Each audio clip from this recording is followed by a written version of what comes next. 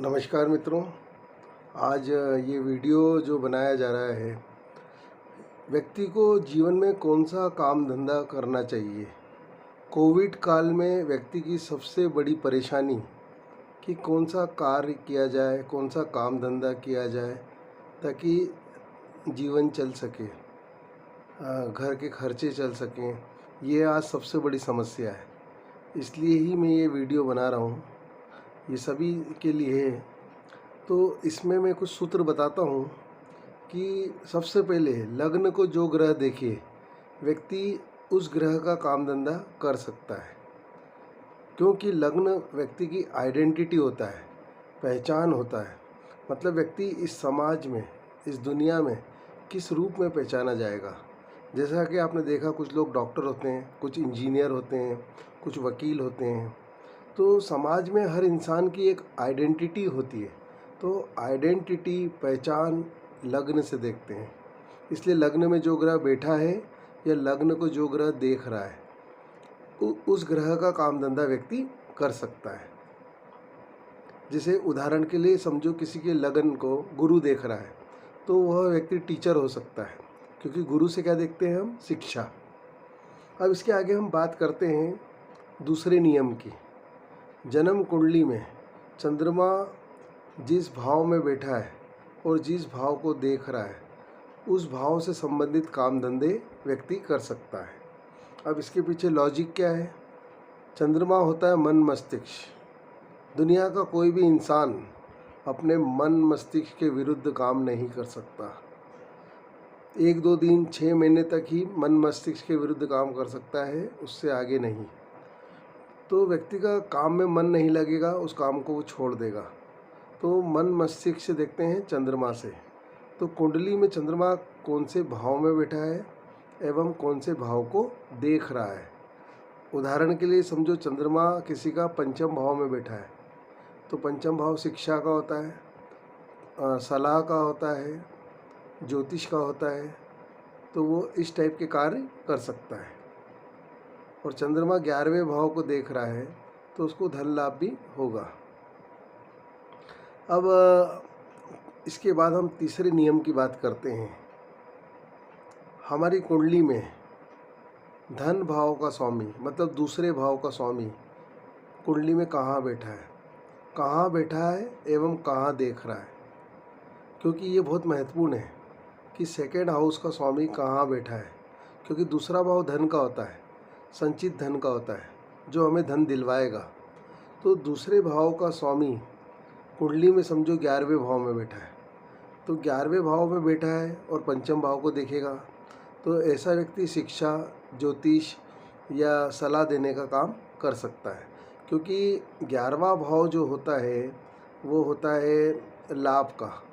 तो ये तो बहुत अच्छी बात है कि धन का स्वामी लाभ में बैठा है, लेकिन वो पंचम भाव को देख रहा है, तो व्यक्ति पंचम भाव से संबंधित कार्य कर सकता है। अब हम अगले नियम की बात करते हैं। मित्रों, दूसरे भाव मतलब धन भाव में जो ग्रह बैठता है या जो ग्रह देखता है, वह अवश्य धन देता है। उदाहरण के लिए महात्मा गांधी और जवाहरलाल नेहरू जी, इनकी पत्रिका में दूसरे भाव में शनि बैठा था। तो गांधी जी और नेहरू जी दोनों वकील थे, वकील भी थे और राजनेता भी थे, क्योंकि शनि से राजनीति भी देखते हैं और वकालत भी देखते हैं। तो दूसरे भाव में जो ग्रह बैठा था, उससे ही उनका जीवोपार्जन हुआ।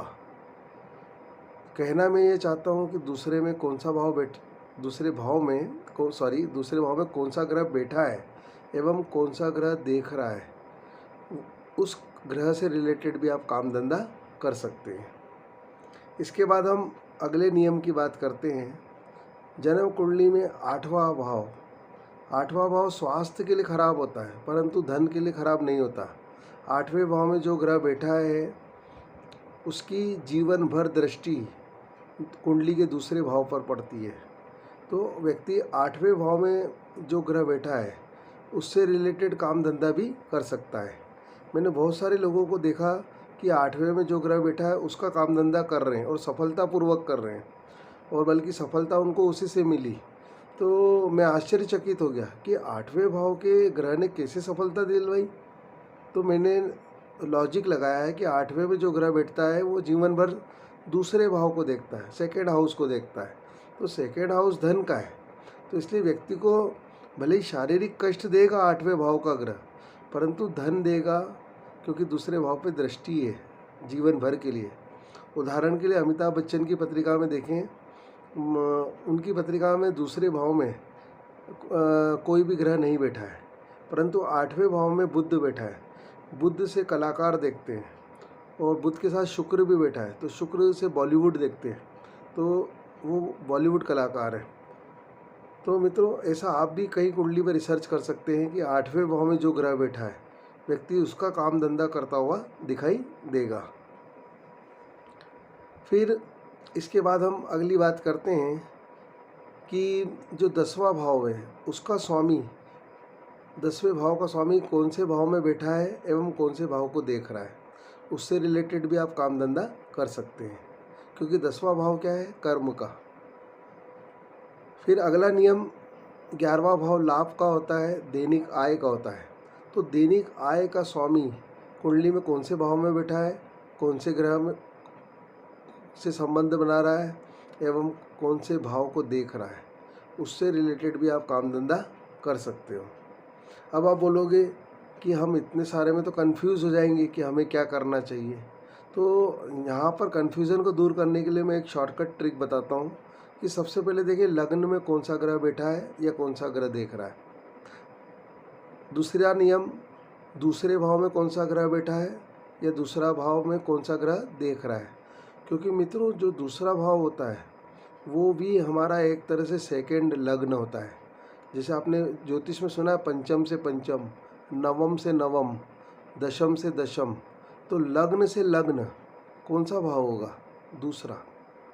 तो दूसरा भाव हमारा एक तरह से सेकंड लग्न होता है, इसलिए दूसरे भाव में कौन सा ग्रह बैठा है वह भी हमारी ज़िंदगी डिसाइड करता है।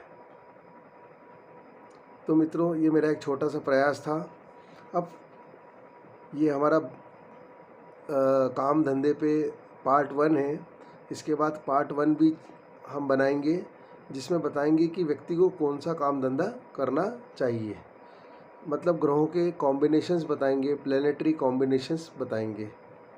मित्रों, किसी को भी काम धंधे की समस्या आ रही है तो शनि चालीसा का पाठ करें, क्योंकि ज्योतिष में शनि कर्म का देवता है।